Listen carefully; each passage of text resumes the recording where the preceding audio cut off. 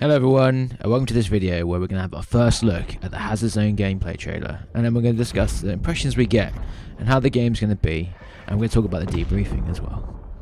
First off, enjoy the trailer.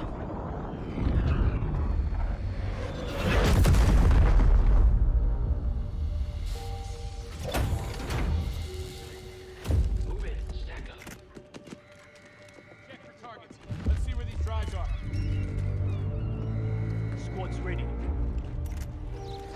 We're in business. Take you guys spotted. Acknowledged. Visual confirmed. Cover me.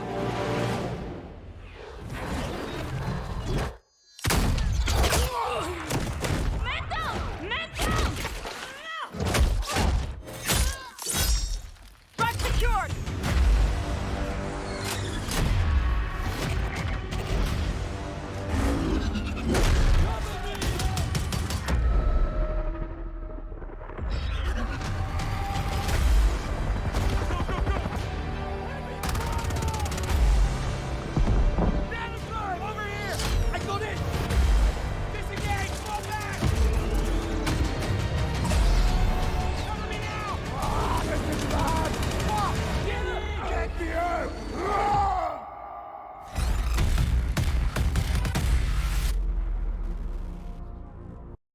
So what is Hazard Zone all about? The background of Hazard Zone is that in the year 2040, an event called the Blackout happened and caused 7% of the world's satellites to malfunction and crash down to Earth. As a result of this, all communication, navigation and surveillance were crippled. This leads to the tenuous relationship between the superpowers of the US and Russia to the edge of an all-out war. Due to this, both superpowers took on using satellites with capsules containing radiation-hardened data drives to collect intelligence and spy on each other. When these capsules drop into either US or Russia controlled areas, occupying forces are sent to collect them up. For NOPATs, these are essential as it provides them with valuable information to help keep NOPATs safe, as well as being a source of resources that can be sold for supplies on the dark market. Now as a player, this is where you take on the role of an elite task force sent to retrieve these data drives. Your job in Hazard Zone is to retrieve as many data drives you can before the storm takes over the area in a high stakes one-life experience. Teamwork is going to be a very important factor in Hazard Zone. You'll have to keep your wits about you as you fight both AI and player-controlled squads who are fighting over these data drives that plummet down into the map.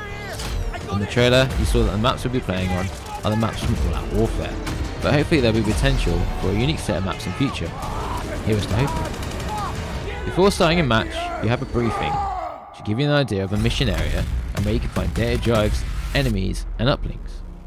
Uplinks will be essential as they enable you to call in 3 different types of assets, which will go into more detail later in this video. Before entering the mission area, you choose your specialist and loadout. Starting off in Hazard Zone, you will start off with a free, attachmentless assault rifle, but the more you play and earn dark market credits, you'll be able to purchase new weapons and upgrades to help give you the edge.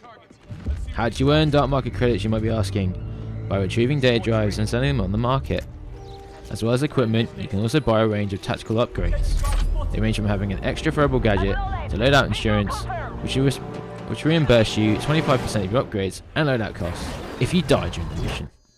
Upon insertion to the mission area, you'll have a scanner that is unique to Hazard Zone. This will help you find down capsules on the map. However, be cautious when deciding which drive to go to, as there are AI controlled opposing forces as well as other player squads to deal with, and of course the approach of the storm. Be careful out there in the mission area, with the mode being 1 life. If you are down, that leaves your squad down a player. However, there is a way to bring back a down player in this mode. Going back to uplinks, I mentioned that there are 3 types. You have the support uplink, which gives you a ranger calling, a vehicle uplink, which gives you a LAT V4 recon vehicle, and a redeployer. This last uplink is the one that can bring back down players to your squad, basically giving you reinforcements. Now when you've gathered enough data drives, being 1 or many, it comes down to extraction. Once an EZ has been located, you will then have a short window of time to get to it before the VTOL takes off. Upon arrival at the EZ, you will then have to defend yourself and your squad mates against opposing forces and other player squads that will descend on the location. After the first extraction on the map has taken place, the map will then begin to change, as the approaching storm starts to take effect, and this results in the map becoming an even more dangerous place to be. As the storm approaches its peak, the last extraction window and the opportunity to take more drives from other players opens up. With the fight to be the last squad to catch the easy window extracting safely, any squads left behind will be lost to the storm, including loadouts and their data drives. Looking at progression in this game mode, a successful extraction will reward you with a bonus being dealt to your squad, depending on the number of kills and other actions that occur during the match. Secured. The more data drives you obtain, the more experience that you earn, and the more levels that you progress. Having a hot streak with a certain specialist as well gives you a bonus. Your specialist will earn a streak marker, and this will allow them to have discounts on weapons, gadgets, and other options in your briefing. However, upon failing an extraction, this marker and all its benefits that come with it will be lost. In summary, this mode sounds like a good challenge, and with a good squad, lots of fun can be had. Are you looking forward to trying out this mode when the game launches? Let me know in the comments below, and I hope you enjoyed this video, and if you do, remember to hit that like button and subscribe for more Battlefield content in future. You can even hit the little bell for notifications of when new videos drop. But for now, I'll see you out on the battlefield.